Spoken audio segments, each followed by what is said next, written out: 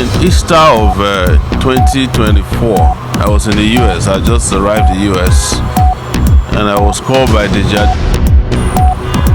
This is what I do for partly a living, trying to save people, both for themselves, from the government and other actors. I have to be jealous of him if he can jail somebody and accompany the Black Maria and mock the person. That's a high-level position in Nigeria. Not many people can do that. But on a serious note, I found myself defending him several times. In Easter of 2024, I was in the US. I just arrived in the US and I was called by the judge that he was arrested by some people accused of cybercrime. And I called the DIG at that time of the FCID. He was in Ekiti. And he told me, he said, Sowore, I've never released anybody from police detention on Easter Sunday. And I said to him, as long as you arrest people on Easter, you can release this man. I never knew who very dark man was at that point. It was the DIG who called, and we were on the phone frantically, and that DIG had to send a commissioner of police to go and release him from a police station at the NCC here in Abuja. So,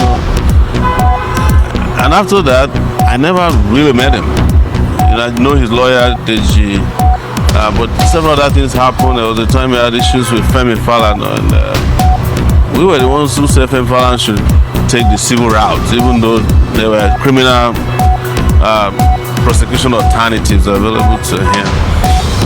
Even he himself impersonated the Nigerian police force and was arrested for it, right? He wore the police uniform, and we condemned it. We said this is creativity. But was he sent to prison for how many months? For 26 years? Of course not. So he has been involved in a criminal offense known as impersonation. That's the reason why Bill Lord is sent to prison.